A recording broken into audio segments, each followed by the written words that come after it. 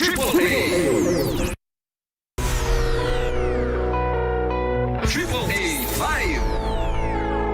AAA Live. Ang palatuntunang maghahatid sa inyo ng kaalaman sa edukasyon upang magbigay liwanag at gabay sa ating mga mag-aaral at magulang. Where your academic goals will be advanced and achieved. AAA Live. Lilinang ng inyong talento at huhubog ng inyong husay upang magtagumpay sa karerang tatahakin. AAA Live. At ngayon, narito ang guro ng bayan, Attorney AMIHAN April ALCAZAR.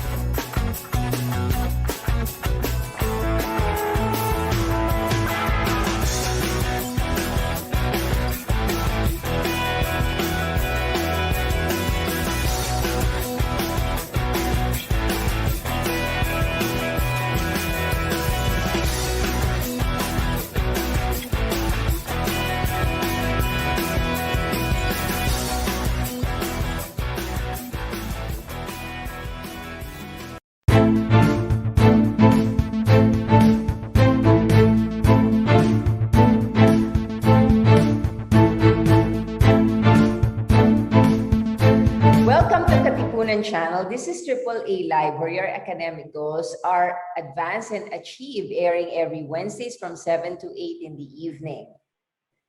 So for tonight, we have a guest. He will be Mr. Shane Garrison. He's the Vice President for Strategic Initiatives and Integrated Solutions of Priority Ambulance Incorporated, located in Knoxville, Tennessee. So can you please greet our televiewers both in the Philippines and abroad? Mr. Shane Garrison, good afternoon. Good afternoon, or good morning. It's a 13-hour time difference, I believe, in the Philippines. It's tomorrow, so good morning. Thank you for having me on the program, and I look forward to the interview. Okay, thank you so much for giving us your valuable time.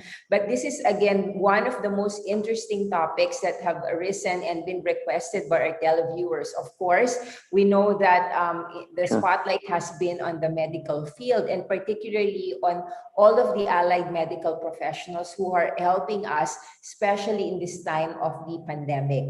So can you also tell us a little bit about your interest when you were a young person? Because today we'll be talking about emergency medical services. So how and when, if you can remember, did you become interested in the field of allied medical services, and in particular, why emergency medical services? Sure. You know, I would love to tell the viewers that I had a master plan, and I was a young person that had it all figured out. But the reality is I was a young man that I really didn't know what I wanted to be when I grew up. You know, I was always a good student. Both of my parents were always very hard workers, and they encouraged me to work at a young age, and so I did, and you know, went to school, and you know, took care of my studies. Went to college, but even by the second year in college, I really didn't have a path of what I was going to do as a profession. And while some of our friends, for, like, young people, right? Not so unusual for young people to be experiencing that. Yes. Yeah, but you know, the reality is many of my friends, they had it, at least at the time, it seemed like they had it figured out. You know, they were going to go to be a doctor or a lawyer, or they were going to be construction or whatever they were going to do. And so I remember, you know, growing up, I was very close to my grandfather. His name was Calvin Garrison, and he'd retired from the United States Navy, but he also became a firefighter. And so just as a young boy, I remember my mother taking me by the fire station and, you know, seeing him there, and you know, everything that was going on, and the engines would respond, and it was, you know, I liked it. But again, I didn't decide that that's what I wanted to do until probably the second year in college. I remember having a specific conversation with my grandfather and my uncles, who were also firefighters. You know, it was like, well, what are you going to do? And I said, well, I'm going to school. I'm trying to figure it out, and I'm working. And they're like, well, have you ever thought about working at the fire department? And I was like, well, sure. And they said, well, there's this program that you have to have called emergency medical technician. And they described it as a first aid course and said, if you would go to the local vocational school and get this course, we'll get you a job at the fire department. And so I went and signed up for the course, really didn't know what it was about necessarily. I thought it was a first aid course. And that's really started my journey, right? And, from there, as a part of my clinical rotations, it's when I really had the realization that I was a caregiver, that I really liked taking care of people. And so I was blessed to have Did it that. necessarily mean that from firefighting, you had to go into allied medical field, or were they kind of related? Yes. They were related. They hadn't always been related, but during that time, and this was been in the late, or actually around 1990, the fire service had started to make that transition, because with the fire codes that had been implemented in the United States, there really aren't that many fires, but there are a lot of medical calls, and so they started to make this transition because they usually have a quick response to the neighborhoods that they serve. So it really made sense, and it's been a good model for the United States. So from then on, so after you were able to have this training for emergency medical services and also for firefighting, what sort of experiential learning did you do, Shane, in order for you to have that career trajectory that you have right now? Sure. Yeah. And for emergency medical services, it's a tiered approach. So there's several different pieces. Really you start off as a basic emergency medical technician. And in the United States, they have what they call an advanced emergency medical technician. And then you have what's known as paramedic, emergency medical technician, paramedic. And then from there, you go on to critical care paramedic. You could be a tactical paramedic. So many times you have on SWAT teams, special response units, they'll have a medic attached to them. So there's a lot of different paths, but really the first gateway, at least in the United States, is to get that initial certification. So that's where I started. And then, I just built from there and continued my education. There's a lot of similarities. It's medical care. Yes. Right. So, all of the courses that you would see in a nursing program, anatomy, physiology, those types of things, math, math is a very important component because you're delivering medications, drugs. And so it's, there's a lot of education that goes into that. But when you're passionate about something, you kind of enjoy getting that education because it makes you better at what you do, right? Exactly. So what do you think are the skills and competencies that young people, if they were interested in your field, should prepare themselves? Of course, you mentioned about being passionate, being interested in the field, but in your particular area, because you were talking about critical care, caring for people, and quick responses. Right. I would say the first thing, and I mentioned this before, is you've got to be a caregiver in your heart, and not everybody is that, right? And what I mean by that is it's just because this job can get tough at times, and I believe that if you don't have that, it's not going to serve you well. So the first thing is to be a caregiver, be made for that. The other things that go into this job is that obviously you need to be good under pressure, because there's going to be pressure. You're going to be put in difficult situations. It's an environment that is not always a controlled environment as you would have in like an emergency room or a hospital setting. You really are out there. You need to be able to think on your feet, make good decisions, but make those decisions under pressure. Yes. I would say another critical skill is that an attention to detail and focus, and understand that it's really a never-ending education, because medicine is constantly changing. There's new protocols, so you have to have this desire to learn, and it's really a self-motivated desire, because no one's going to come around and say, hey, you must have that. You're going to have to kind of dig a little bit, but I think that comes from being passionate about what it is that you do. Is you have that curiosity, and you want to be recognized as the best in that in that field. So to do that, you got to have that drive. Exactly. So you mentioned about especially learning and education is never ending in your particular field. So how has it been, and especially now, the relevance of emergency medical services in the past year, because we were like undergoing precisely this sort of crisis? How would you differentiate those conditions from what you even experienced before? I think that communities, in the U.S. particularly, and probably across the world, I'm guessing it may be similar in the Philippines, is that, for emergency medical services, we are really the safety net of healthcare.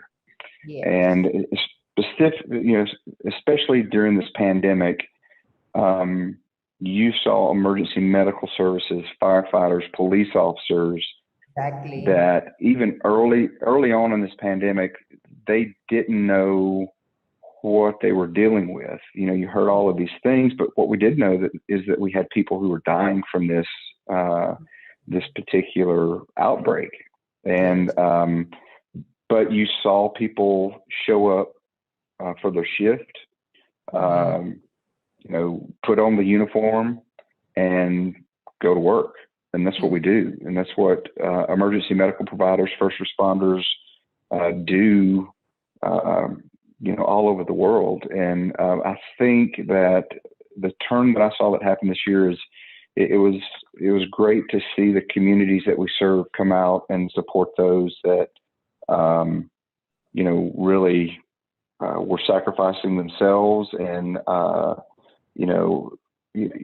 even for me and many that I work with, early on, we had families that were at home. So what that meant was we couldn't go home because we didn't know what we would, if we were contagious or, and so it was, had to be away from your family and sacrifice. But that's just what we do. That's part of the job. And, never did I hear anyone complain about that. It's been a proud moment for me. I've done this line of work my entire adult life, but the men and women of EMS are just amazing individuals, and I would say that about nurses and doctors and police officers and firefighters are right there with us hand in hand. So yeah, it's been a trying year.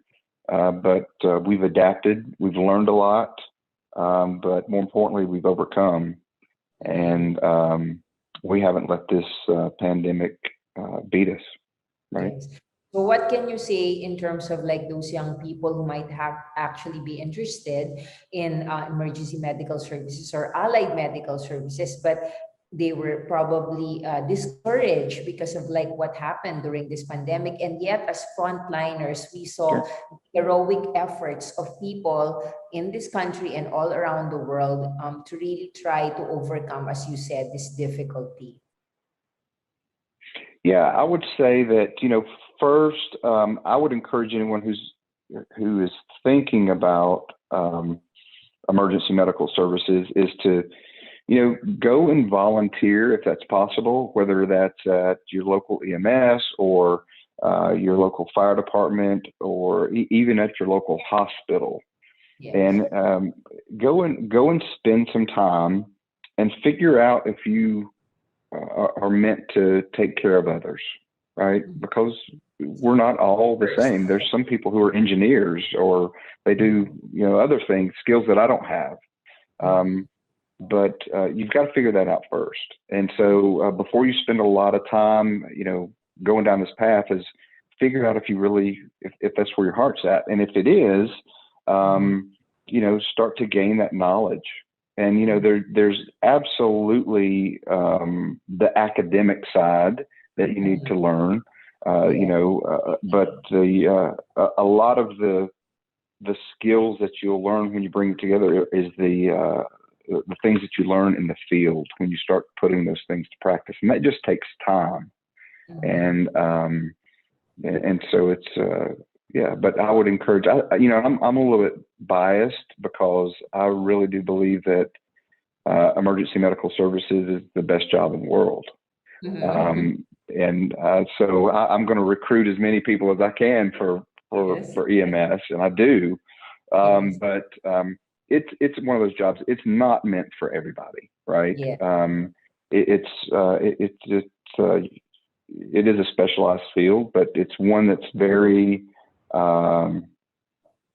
gratifying, and I've told people, or people have said this to me, is that you're a crusader. You want to go, and I'm like, yeah, I guess so. I like to help people when they're in need. When they need a helping hand, I want to, if I'm able to, I want to be there. So a crusader that white. gives me, a crusader in white. So how did you make that transition, Shane? Because you were, as you mentioned, spending most of your adult life being actually the one providing the emergency medical service. How did it occur to you to actually become an entrepreneur using your skills, proficiencies, and experience in emergency medical services? Sure. I was content. I enjoyed, and I still enjoy being a paramedic. But really, along my journey, as I learned, I really worked every position that you can possibly work in emergency medical services, and went to training. Any course that I could go to, I would go and take that course, and I got selected to do some neat things. In 1996, I was chose to be one of the paramedics during the '96 Olympics at the Olympic Village. So I got to be there during that, and so I got specialized training with that. But so I had all this training, but I was also an entrepreneur. I always did side things, entrepreneurial things to try and make a little extra money. And right around the year 2000, I guess it was, I was approached by leaders in the community where I lived, and was asked, would you consider starting an ambulance service here? The local ambulance service was failing at the time, and they wanted to go in a different direction. So it was just one of those things. I had to make a choice. I wasn't unhappy with the job that I had. Quite the contrary. I had worked my way up through the ranks. I was in more of a senior level position. But I decided to, hey, let's try it. And then that's what I did. Started with one ambulance, grew to two in a short amount of time. And so, we grew that business to about 80 ambulances from 2001 to 2017 in 2 states, in Georgia and in Tennessee. And so that just kind of, again, there wasn't a master plan necessarily. It was just, I guess I just put the hard work in. I had a good reputation, and I was provided the opportunity to do that.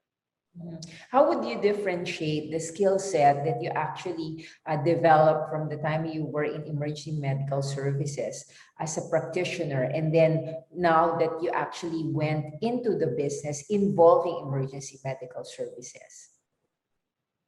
Yeah, I think there's similarities, right? So the ability to multitask and to stay focused and to be good under pressure. right? Yeah.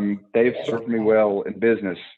Mhm. But, you know, there's a different set of skills that I needed to learn. Mhm. You What know, were and those? I had gone back to school, right? I'd Mhm. gone back to school, you know, while I was still a paramedic, and had learned some things in business, but really owning your own business, you kind of learn on the job, you know, as you go in a way, and you make mistakes, you know, sometimes, but, I had some really good mentors and good friends that helped me, you know, along the way. So I'm blessed to have had that.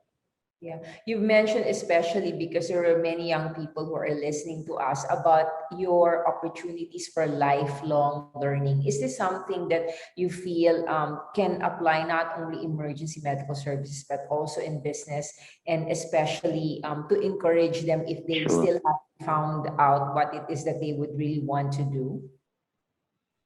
It, you know, for me, you said it is lifelong learning. And I just, there's something that learn new every day, right? Mhm. Whether it's just reading an article or a book, or doing research, or networking with people as smart as you are, you know, I just love to learn. And, you know, at least for me, I feel like that if you work hard at whatever it is, right, and you do a good job, there's going to be opportunities in your life that are going to be presented to you. Yes. Um, and if you have that foundation, then you can capitalize on that. And that's exactly what I did. You know, I didn't focus on one day I'm going to have a business one day. You know, some people may do it that way. I don't know. But for me, I was focused on what I'm going to do today, Okay. and, you know, what I'm going to learn today, and really do an assessment of myself, being able to take that look in the mirror and say, you know what, I'm not really that great at math. I need Mhm. to I need to learn a little bit more here. I need to learn a little bit more about business finance. I need to learn a little bit more about human resources. I need to learn a little bit more about safety and risk management. And so that's what I did, Mhm. and just went after. And but it is, I continue to learn today, and I hope I never, you know, I'm guessing until the day I pass on, I'm Yeah. going to be learning something, right? Yes. So I think exactly what you didn't know, as you mentioned, you could always learn, and that's what you were trying to do each day, taking each Mm, day at a time, right? that's right.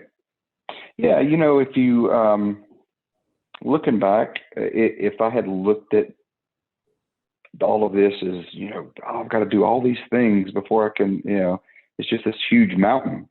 Yes. You know, you just show up every day, and you take one, you know, there's one step in front of the other, and, you know, you just do a little bit every day, and that's, you know, it's been my approach, and it's worked well. So I think one of the things that we really would like for the young people to realize is that there needs to be a constant effort on their end in order for you to really develop. You may not know exactly what it is, as you've already mentioned about That's your right. what it is concretely and exactly how where it will lead to, but there will always be opportunities that present itself when you are working hard and taking things and learning things. Is that what you would Correct. say to young people? Yes, absolutely. And you know, I remember my father telling me, he had asked me to sweep a floor one Yeah. time, and I was sweeping the floor, but I wasn't really excited about sweeping the floor. And Okay. I remember him coming over and taking the broom from me and showing me, you know, you've got to do this, this, this, Do it and looking at properly. me and saying, Mm. yeah, he's like, son, anything worth doing is worth doing the right way. You Exactly. know, do it properly. Anything, no matter what you do it the right Mm. way. Give 110%. And I didn't realize it at the time, but, you know, now that I'm a little bit older, I remember that, and I try to teach my sons those same lessons. And, you know, and if they don't do it the right way, I make them go back and do it the right way, because anything worth doing is worth doing it the right way, no matter what you're doing, right? And be the best at whatever you're in right now, be the best at it. And if someone's willing to give you their personal time, if it's a teacher or an employer or a mentor, respect that and soak up as much of that as you can, because that's a gift. That's better than someone giving you gold, is giving you their time, especially when they've kind of walked down that road that you might be considering that you want to walk down, right? And so I've always tried to, respect those that were providing me with their personal time, and just be around those people that, they were willing to teach me. I was going to be there. If I had to show up early, I was going to be there. If I had to put in extra hours, I was there. And, it was, that's just how I guess how I've been built, and I have to credit my parents, and my grandparents and all of those that have come before me, and teaching me those life lessons. So very, very important for me. Yes. So since you had already your successful business, how then did it metamorphose when now you have actually become part of a larger organization, and also now you have an interest of moving out of the United States into possibly international fora, which is how we came into contact with you in the Philippines? Yeah. So really, obviously I was in emergency medical services. Along the way, I started a software company, and really I hired someone to create some software. It was inventory control software for emergency medical services, because we didn't have anything that I could purchase. And so we created that. That started Emergency Medical Technology Solutions. That company was started in 2013, and it's it's one of I think it's the largest in the United States, largest provider of inventory control software for emergency medical services, fire services. Sold in 8 countries now, and but again, not a plan. It was a need that needed to be met, and then it's good software. But with that, I've been fortunate enough. In 2017, I sold my ambulance service to a larger company. I became part of Priority Ambulance Service, as you mentioned, based out of Knoxville, Tennessee. Great company. We're in 13 states, and growing every day. But what that's allowed me to do is travel, whether it's through doing acquisitions, mergers and acquisitions, strategic development, strategic initiatives, to improve processes, and so we can provide better care for the communities that we serve at a better cost, because that's really important. And so I've had a chance to travel outside of the United States with some of that, and to kind of broaden my horizons, if you will. And I've been very fortunate, as you know. I visited the Philippines over the last 4 years, 3 times now, and just fell in love with the people of the Philippines, and the country and the history, and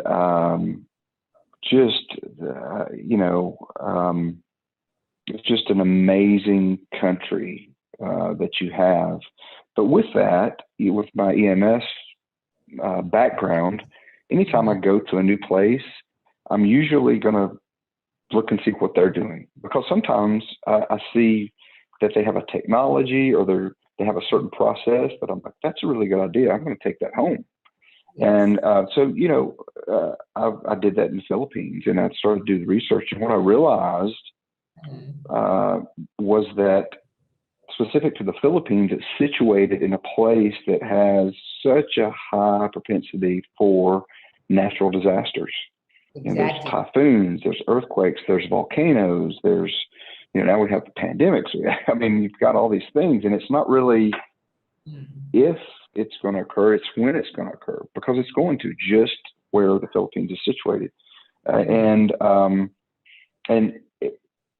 So what we have here in the United States that I've really taken advantage of in my career is in 1998, there was a program started. It's called the Centers for Domestic Preparedness.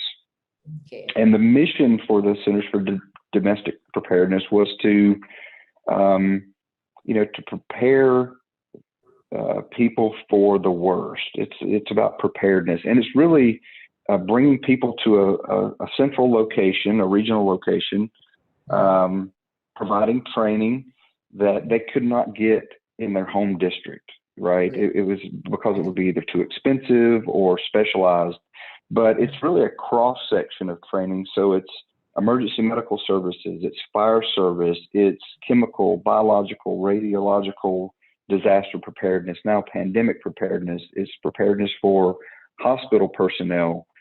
And so you can go to these training centers and receive some really specialized training with the idea that now you have this training, you can take some of these lessons back to your home district.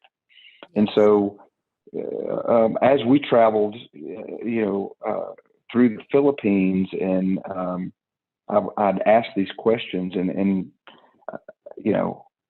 I think that there's you could take what's this idea of Centers for Domestic Preparedness, and you could do the exact same thing in the Philippines. In fact, I would say even more so in the Philippines with just the situation that you have there, right? And it could really make a huge difference, at least in my mind. And I don't know all the pieces there in the Philippines, but in the conversations that I've had with people, it seems like it's something that would be a great fit there. So anything that I can do to help, with that effort, whether it's just talking to people, connecting friends that I have here in the United States to my friends who are there in the Philippines, that's really, what I intend to do if I can. So that really resonated with us when we had all these opportunities to meet and to really discuss, Shane. And this was all before the COVID pandemic hit. Talking about really inculcating like resiliency is one thing of the character of the Filipino people, but another is really putting together an infrastructure, and part of that definitely will be like training and training centers potentially, plus the infrastructure really that can support that in terms of like having the buildings, for example, or even the equipment that will be used for emergency medical services. And even now, it's beyond emergency medical services. It's disaster management, in fact, if you're talking about the Philippines, right? Right. Yeah, it's emergency management. And that's a key component of the Centers for Domestic Preparedness is, for every, really what was created was a universal language, if you will. Yes. Of how we communicate and how we operate under the incident command structure. And that was a very important component, and continues to be, so that we're, if I'm talking about something with a firefighter, they know we're talking the same language. And we practice that, we drill that. In fact, on the smallest, if we go out on a car accident, we're practicing that protocol, right? Incident command, that incident command structure, right? And we do it so much that it's just natural. And so when we do have, a large scale incident, it's just how we operate, right? And so I think that that's a very important piece to this. And but yeah, and if you think about it, it's a good model in that, it would be impossible for every fire department or small area that has an ambulance service to have their own training facility, right? It's very expensive. So what do? You have the regionalized centers, and you bring people in to obtain that training, and then take it back to their areas. But standardize it, across the board. I think that's a big part of this, because you're going to have, I mean, you're going to have in a natural disaster, it's going to strike, one area harder than others, and so the other areas are going to be the ones that are going to have to come in. So they need to be able to plug in, and expand, and then as the incident scales down, but that's all things that are practiced and can be drilled, and so you can be ready. Yeah, so we were really so interested to have this discussion and interview, Shane, because it is so responsive and relevant and resonates with what we really need to be doing in the Philippines right now. So we hope that we can actually continue with having these opportunities to raise consciousness among our people, and to reach possibly those who are in a position of decision making and influence, in order for us to really push for the idea of this regional disaster and emergency medical services and centers to be established in the Philippines. And I think that's why it's very instrumental to invite resource persons like yourself, who have the experience and the background in this particular field, to emphasize the urgent importance of being consciously aware of this need right now. Yes, ma'am. Yeah, and I think that's what it's about, is creating that awareness. And if this pandemic that we've dealt with this past year, it has taught us anything, is that you can never be over prepared, right? I would love to see this. Let's take this negative that has happened this year and turn it into a positive. But now's the time to have those discussions while this is fresh in everyone's mind. And the lessons talk about it now. Yes, that's right. Yeah, absolutely. So that the next time, and there will be a next time, that we can save more lives, right? And that's what it's about. If you have these things in place, that is the end result. You're going to save people's lives. And especially since you mentioned that you started with this domestic preparedness in 1998, which really predated even 9/11. So what has happened to this pandemic is as life-defining for us as it did, I think, 9/11, with like the war on terror. So 2 decades after, we have a redefinition of how to deal again with these kinds of outbreaks, and now it really puts together all of those elements, as all of those pieces, as you said, of disaster and emergency services. Yes, yeah, I would agree, I was in the Philippines, and you were there.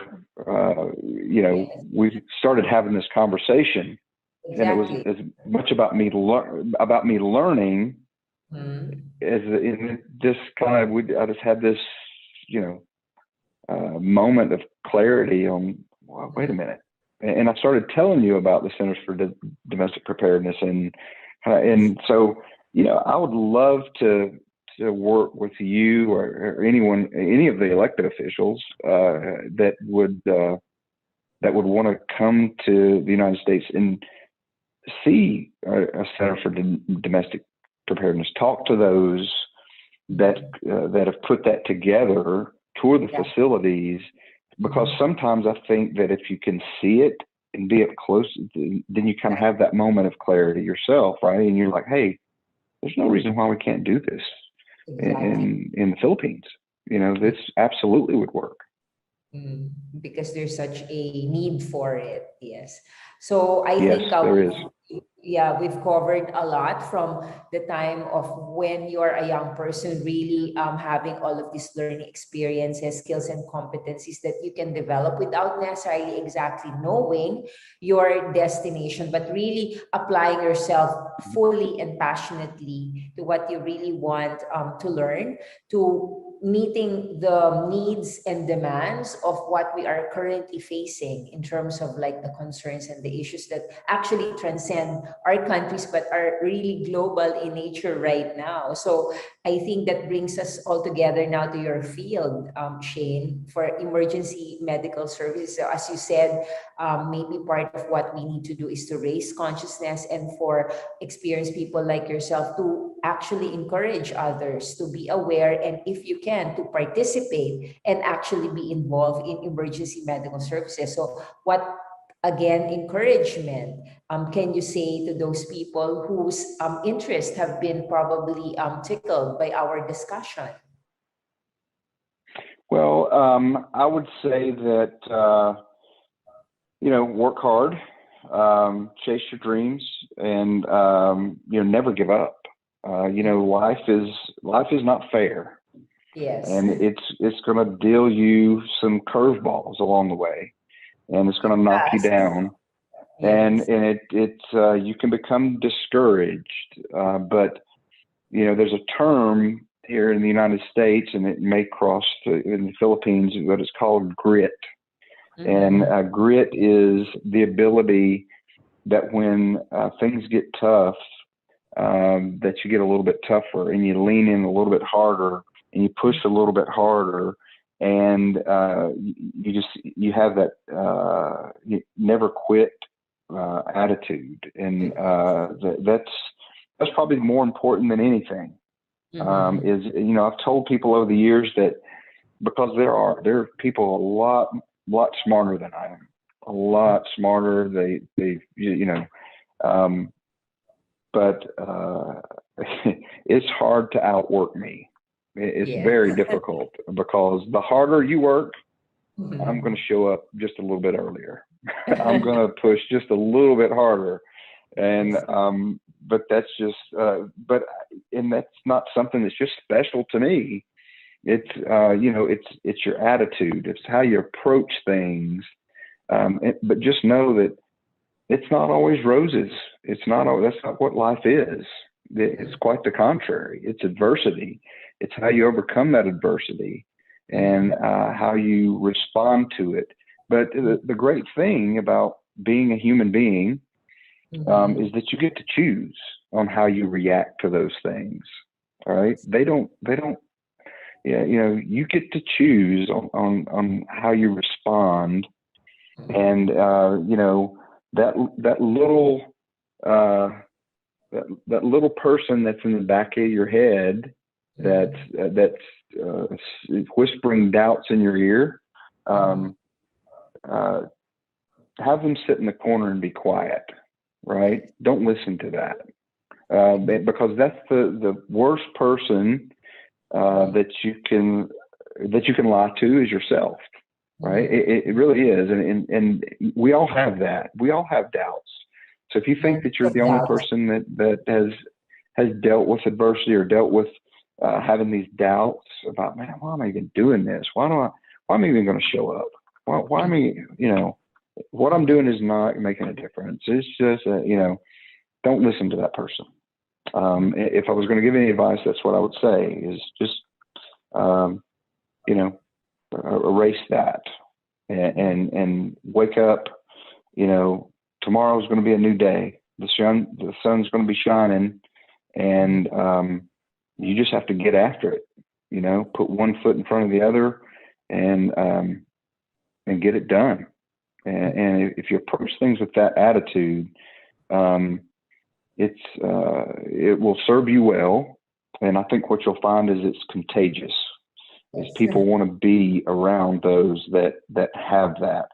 And if anything, that there is in the Philippines, I see that spirit and that attitude of so many people.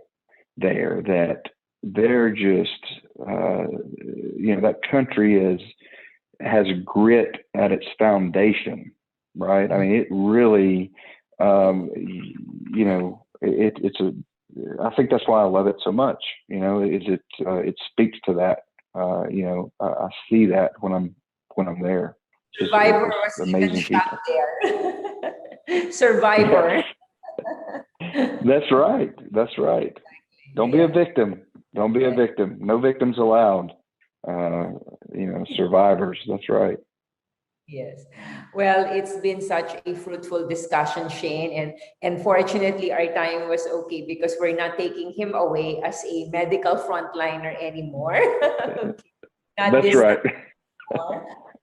So really, we really appreciated so much of your time, and as mentioned, the heroism that was shown by our frontliners in many different facets. We were tested, our survivorship was tested this year, and we hope that we will continue to overcome. So we're so looking forward, Shane, for you to be able to return again to the Philippines, because there's so much very soon for emergency medical services and beyond. Okay. Thank you so much. Thank you so much for having me.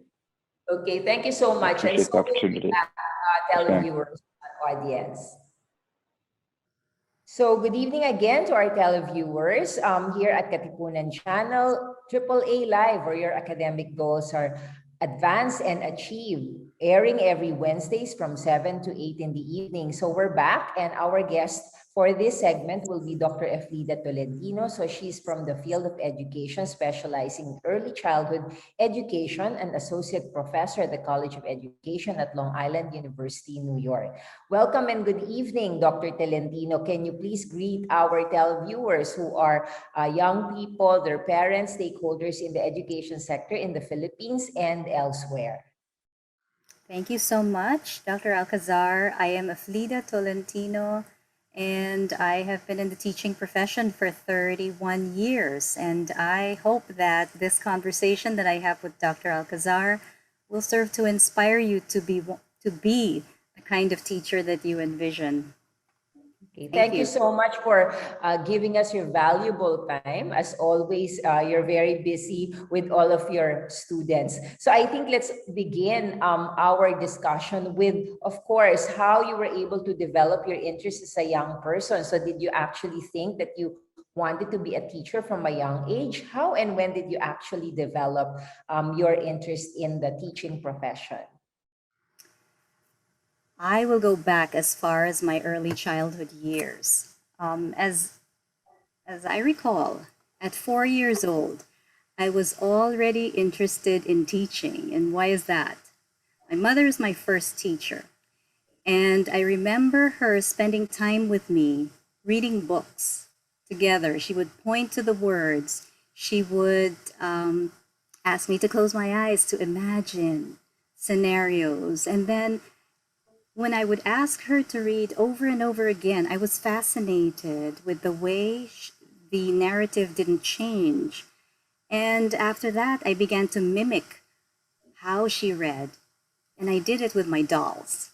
And so I incorporated the readings into my play. At the same time, I also grew up with a paternal grandmother who was a teacher herself. She taught home economics. And it was during her classes that I had the opportunity to explore the spaces within the classroom. I like the smells and the sights of the classroom itself. I like the feel of chalk with my hand. I loved how her students were listening to her. And I wanted that so much that, again, I mimicked what I saw into my play. Seated across from me were my dolls and eventually my baby sister. And with chalk in hand, I would readily practice what it was that I observed. Many things happened between the time I was in my early childhood years all the way through high school. And I'd have to say I got distracted from my interest in teaching. However, I came across a number of teachers that somehow brought me back to this calling. I had a teacher in seventh grade. Her name was Miss Paharon. She was our music teacher.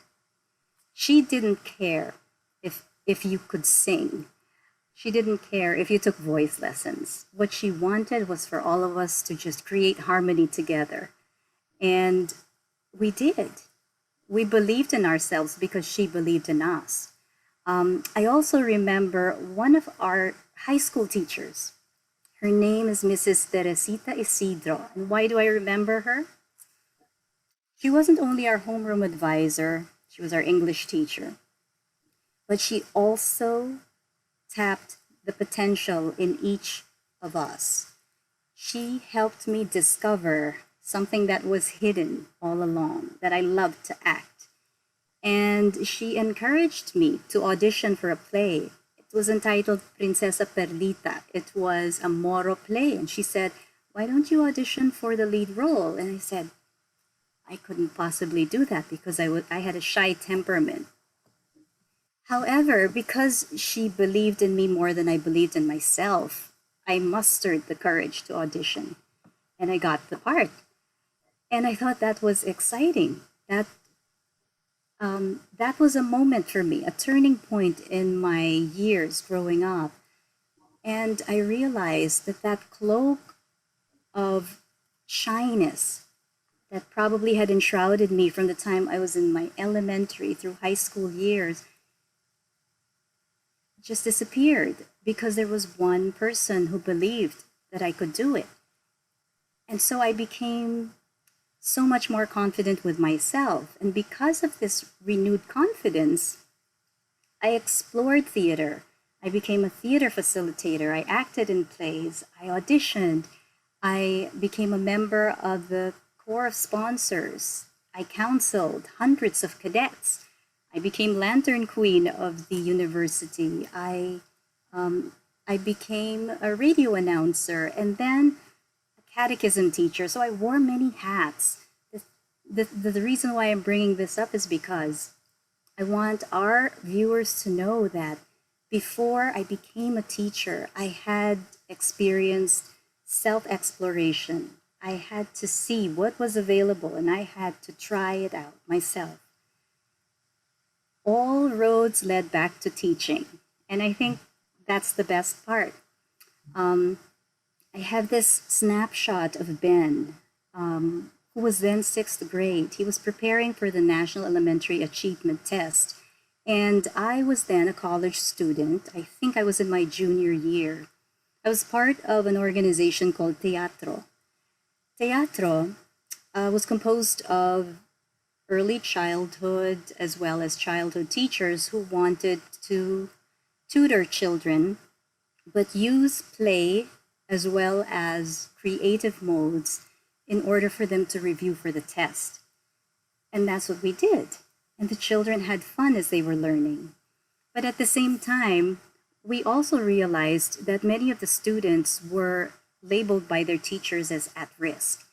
And because they were labeled, they were already perceived to be less of themselves or not as competent as they should be. But don't you think that from that moment when you saw the role of the teacher as transforming you as a person, wasn't that the time when you actually decided you wanted to study education? Because the experiential learnings that you were actually speaking about actually happened during your college years when you were already studying education, correct?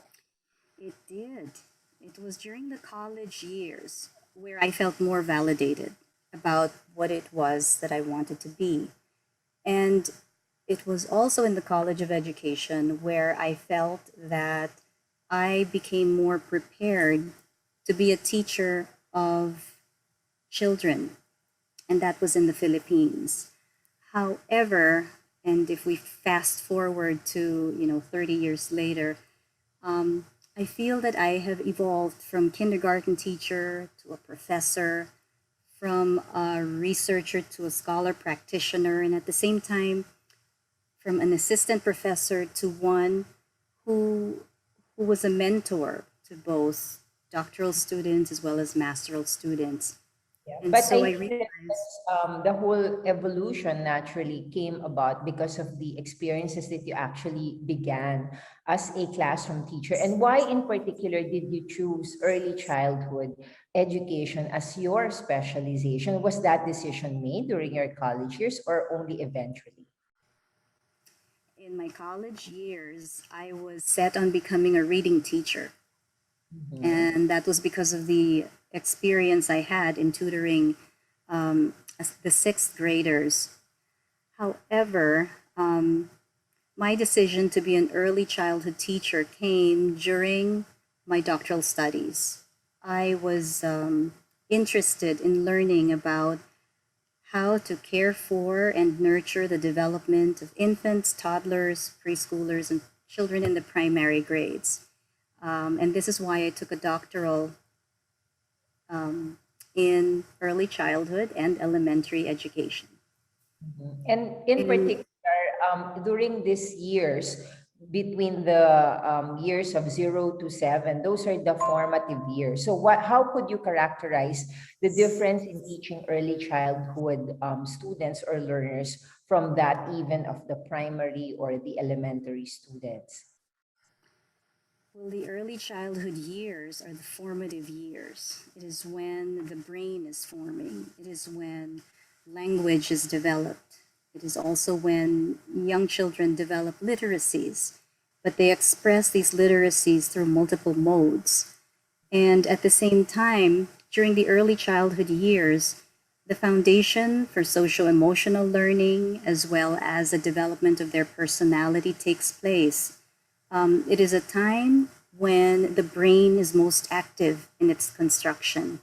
It is a time when relationships with caregivers, especially parents, become determinants in helping to influence a child's growth as well as development of their personality. How do you perceive the role of the teacher during these formative years of the child? The role of the teacher is crucial in that, first of all, the teacher helps the child in his own process of self definition. We know that young children are very impressionable. We also know from the work of Jean Piaget that young children develop a schema. A schema is like a mental organizer, a mental file.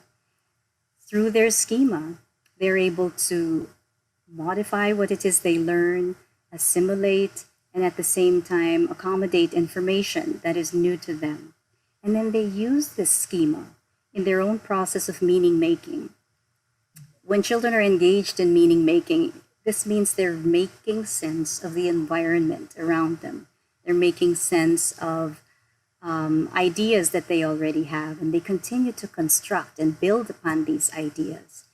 And so it is important to create environments that will encourage young children to pursue their interests as well as their projects. It is important to create opportunities for them to talk, to grow in their language, and at the same time, if you're the kind of parent who wants to introduce more than one language to your child, this is the best opportunity to do so. Young children, according to Loris Malaguzzi, are capable of learning and expressing in 100 languages. And we use the concept of 100 languages as a metaphor to symbolize the literacies, the many literacies children are capable of using to represent their ideas and convey their thinking. So, what do you It is think are the skills and competencies needed by our young people, as well as learning experiences that they should be immersed in, if they would like to develop their interest and possibly their aptitude for the field of education, and specifically for early childhood development? We need young people who are first and foremost caring and compassionate. Young people who really want to be teachers. If you do not think you have the the Participations. kind of caring attitude, then you might have to think twice because part of teaching is caring.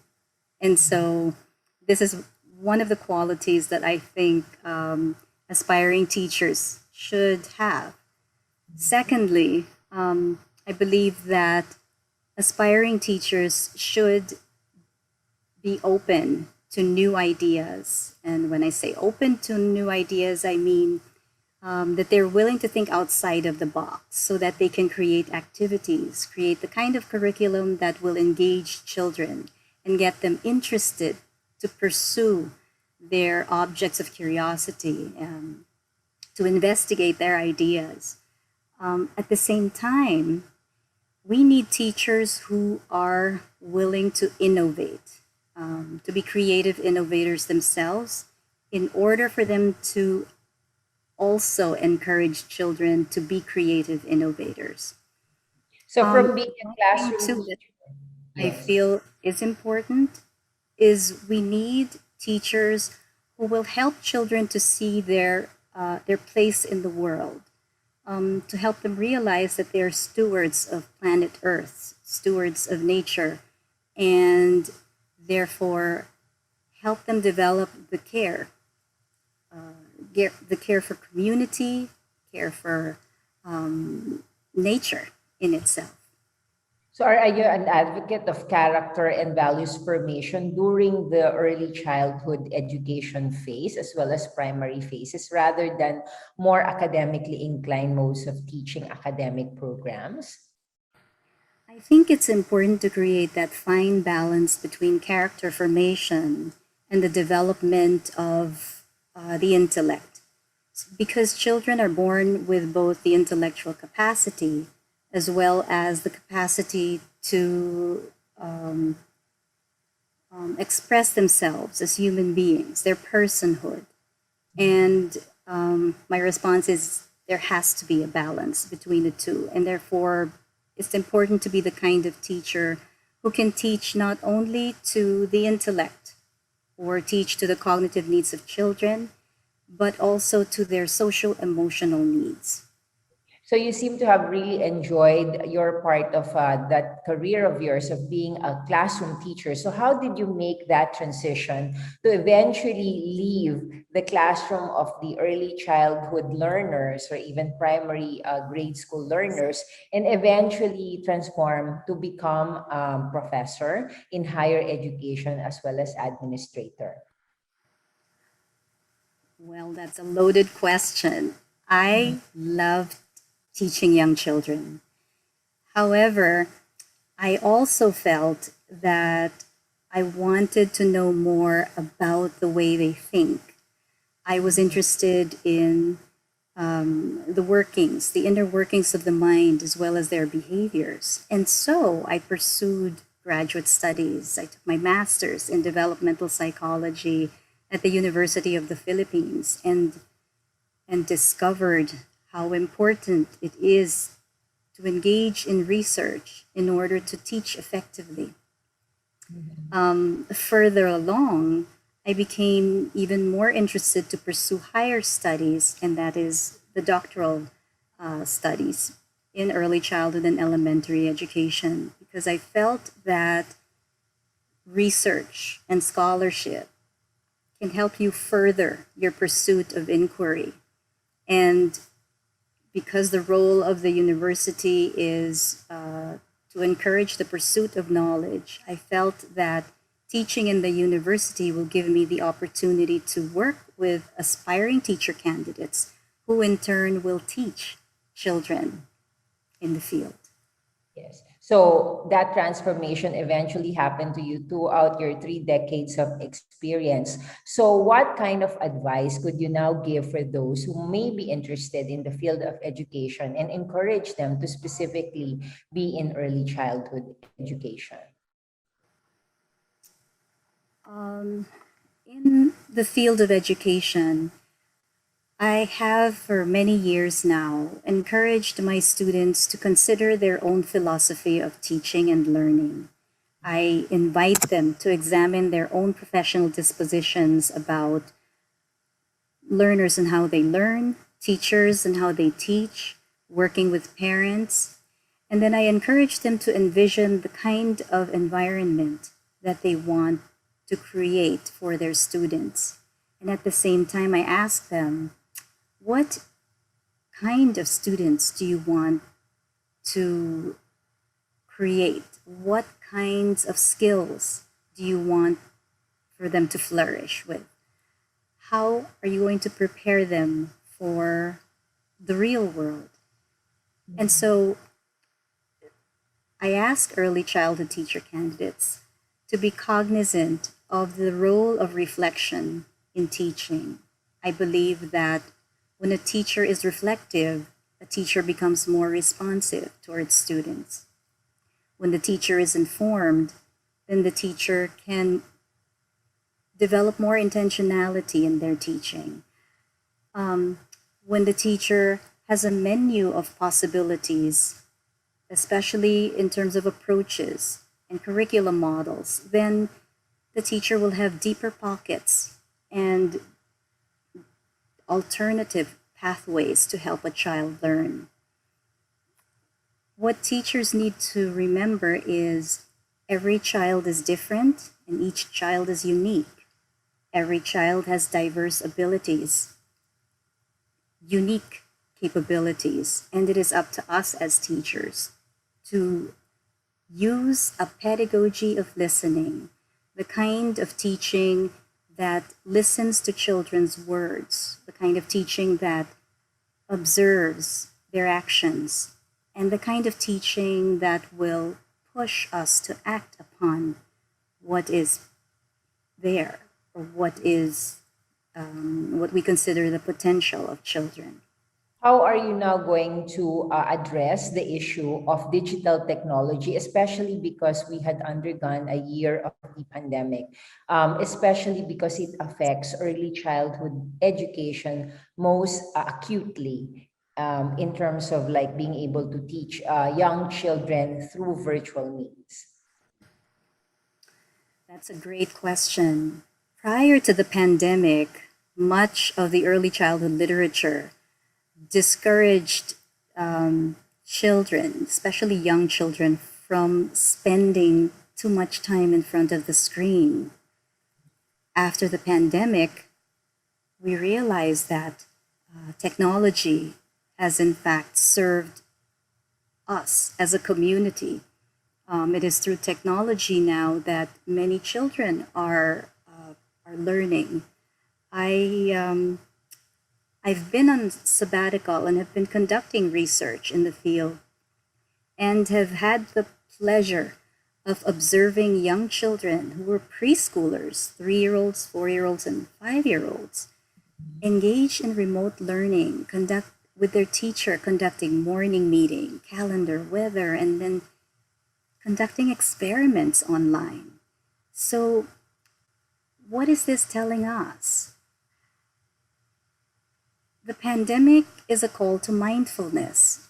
It helps us to think about our methods. It invites us to revisit what we used to do, the materials that used to be of use to us in classes, and think about how we can perhaps change or reform our teaching in ways that somehow adjust to the needs and demands of the times. In my sabbatical, I am especially interested in exploring models of teaching young children using remote learning, especially since there's so much uncertainty and we are not entirely sure if the next year or years will find us teaching using different formats, whether it's hybrid or in person or remote learning. So I guess I would Now of the crisis actually that we are experiencing in terms of like education because of this uncertainty, and especially because young children are still not in a position to be protected from diseases or from the pandemic. How then could you advise parents as well as their children too about facing this kind of crisis now and in the future? Well, during this pandemic, we have to be sensitive to how our children feel and how we can help them continue to develop and achieve their milestones with a very different context. The role of parents, therefore, is going to be crucial. Parents will be the secure base of children moving forward. It is through their parents that they will learn about developing relationships, using their words. It will be through their parents that they will learn how to use the computer as they engage with their teacher online. I think the role of parents and teachers will continue to remain key in influencing a child's interest in learning. Whether we teach remotely or in person, what we must remember is that every child will remain curious. They will remain motivated to learn, and it is up to us to sustain that motivation and to use whatever resources that are available in order to help them to flourish in their development. So we really talked about the very crucial role that teachers can play, especially during the formative years and the transformation that are undergone by children through the influence and mentoring of teachers. But now we're really focusing on what could be a collaboration between teachers and parents because of the crisis that we have experienced and moving forward, the uncertainties that we still face. So can you please give your advice to all of those young people, their parents and stakeholders in the education sector as to how we can perceive the role of the teacher in the future, and specifically in molding children in early childhood development? The teacher has to be a synergist, the kind of teacher that will recognize the importance of collaboration, not just with the community, but also with parents. I failed to mention earlier that during my observations of young children engaged in remote learning, there was one thing I noticed, and that was the important role that the parents were playing as they coordinated with the teacher.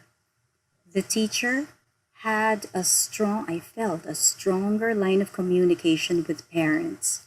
The teacher met with parents remotely on a regular basis, especially in planning curriculum and in informing parents about what projects were forthcoming. And at the same time, I realized that the cooperation between parents and teachers became the secure Was it like a the secure lifeline for the base students, right? The for the lifeline. students. Exactly.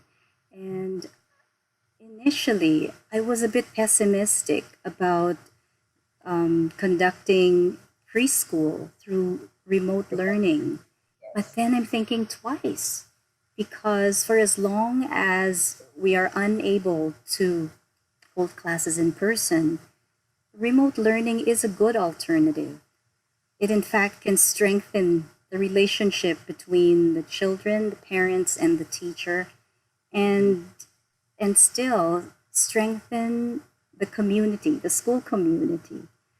I loved that session that I observed, wherein the entire school community, all the classes, threes, fours, and fives, their teachers and their parents gathered together remotely. And that was about 100 people online.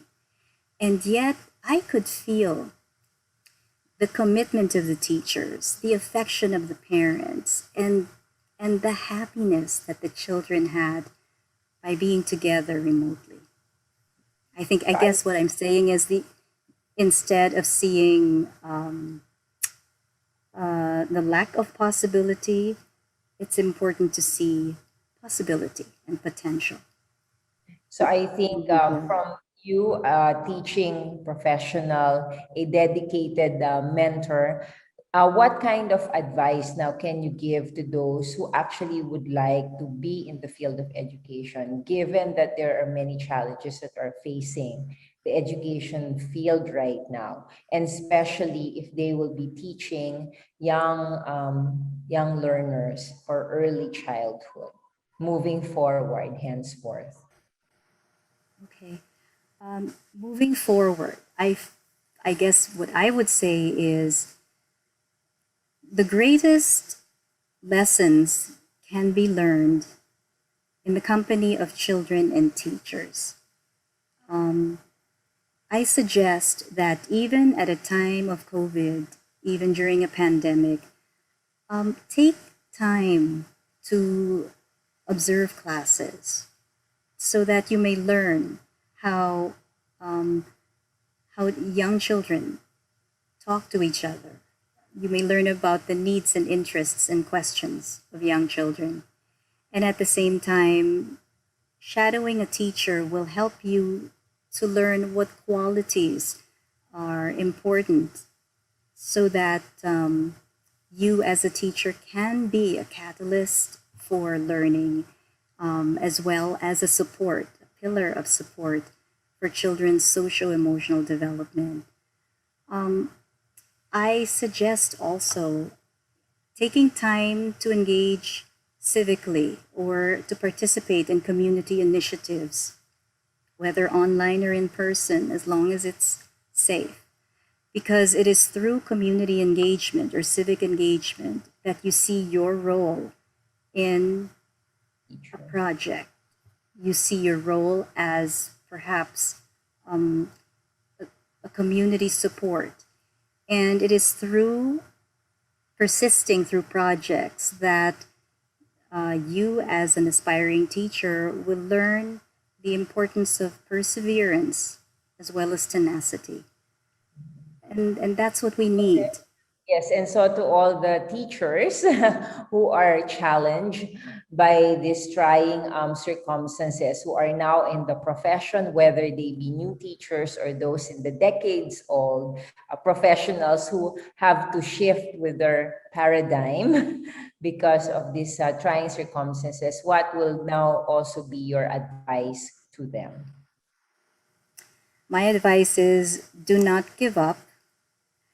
I think that for as long as communities are growing and children are learning, there will always be a place for teachers.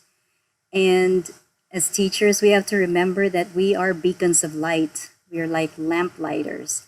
We are entrusted with the responsibility of educating children and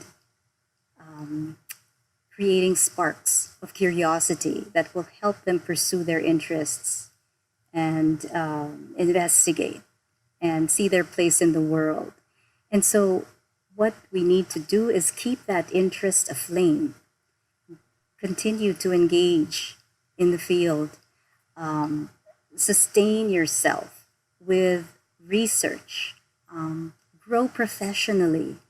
And when you have educational projects, document what you do and publish them, as well as present them and use them in order to better the field and to grow in your profession. Because we are always in the process of becoming. Teaching is transformational. The teacher you are on day one will be different from the teacher you will be 10 years from now. And in between is when the transformation happens as you continue to engage in the field and continue to teach young children. And so, if I were to be asked what it is that I would offer teachers, it is to see that every child has potential and that every child has 100 languages. Every child is a protagonist in their own learning. And all they need is a teacher who believes in them and who is willing to create an environment that will bring out their creativity, and their caring. Well, that was again the words of a very influential, I think, teacher, someone who can transform students, inspire our parents, and of course, dedication for all the teachers out there or would-be teachers who would like to be in this profession. So again, thank you so much, Dr. Efleda Tolentino. It has been a pleasure to have you in our show. So again, I'd like to invite our viewers to tune in again next time for our episode here at AAA Live at Katipunan Channel. So stay safe and healthy, everyone.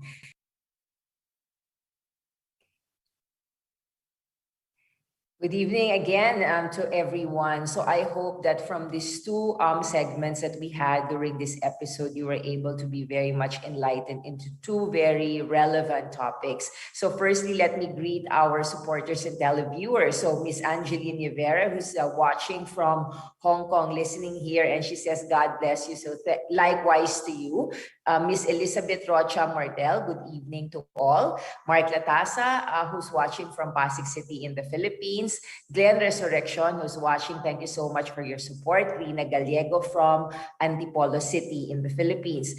We were discussing about emergency medical services and also early childhood development, and these two fields have been very much challenged during especially this year of the pandemic. And we have a very important question here from our viewer, Annabella Colleen. So she says, good evening, your topic is very interesting and timely. Will there be incoming innovations when it comes to emergency medical services? I think for all of the experiences that we've had in this year of the pandemic and beyond, there is now a need to re-explore and investigate the possible approaches that we could have really for emergency medical services and disaster management, specifically in the Philippines. And so we call on all of the professionals who are frontliners in the medical and allied medical professions to really look into this possible innovations to be more responsive to the situation in the Philippines. So this is also the case for our educational field. As you know, we have not returned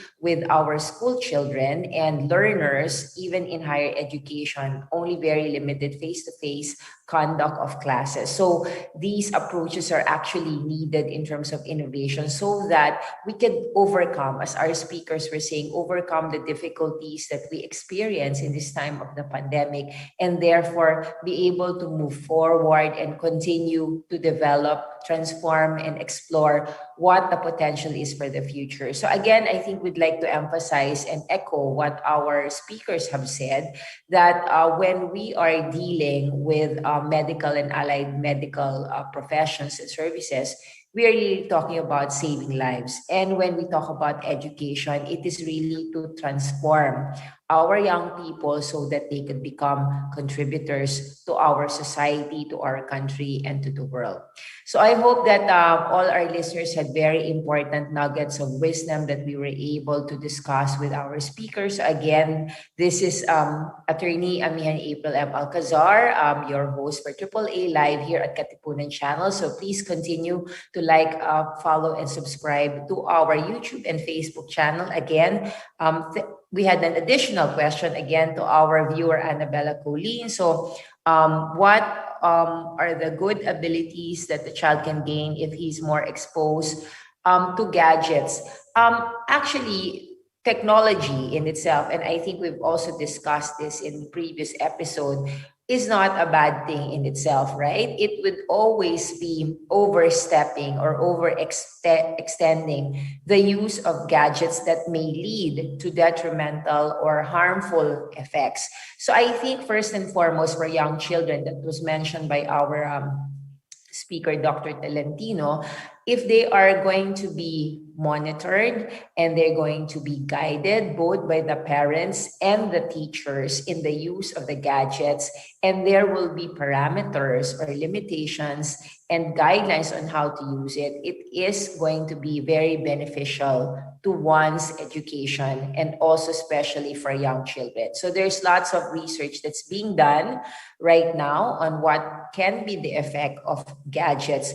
But needless to say, we call on the parents parents to be actively involved in the education of their children. And I think during this time of the pandemic, most parents indeed were called upon to become much more immersed into what education is being granted to their children and to have an active participation in the education that was being given to their children.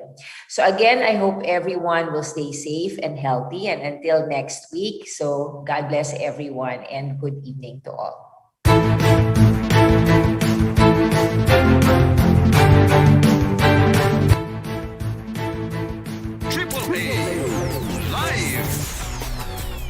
Inyong napakinggan si Attorney Amihan April Alcazar. AAA Live. Naway kinapulutan ninyo ng impormasyon at kaalaman ang talakayan ng mga ekspertong nakapanayam mula sa iba't ibang larangan ng edukasyon. AAA Live. Ang AAA Live ay mapakikinggan at mapanonood sa Katipunan Channel tuwing araw ng Miyerkules alas 7 hanggang alas 8 ng gabi. Where your academic goals will be advanced and achieved. AAA Live.